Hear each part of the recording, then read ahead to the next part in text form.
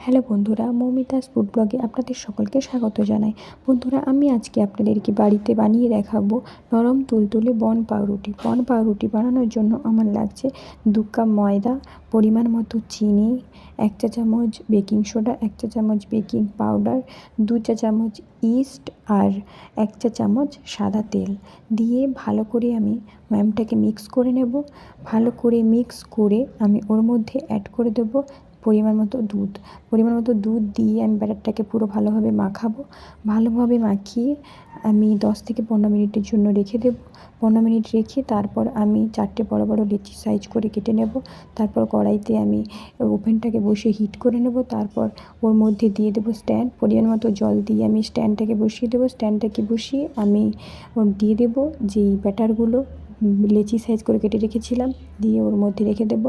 15 minute রেখে আমি তারপর টেস্ট করে নেব ভেতরটা সেদ্ধ হয়েছে কি না। সেদ্ধ হয়ে গেলেই আমি নামিয়ে দেব।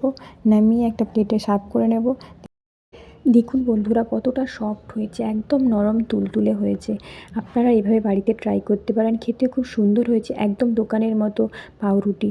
এভাবে আপনারাও বাড়িতে ট্রাই করতে পারেন। আর হ্যাঁ, এইরকম নতুন নতুন আপডেট পেতে আপনারা প্লিজ চ্যানেলটিকে সাবস্ক্রাইব করে দিন।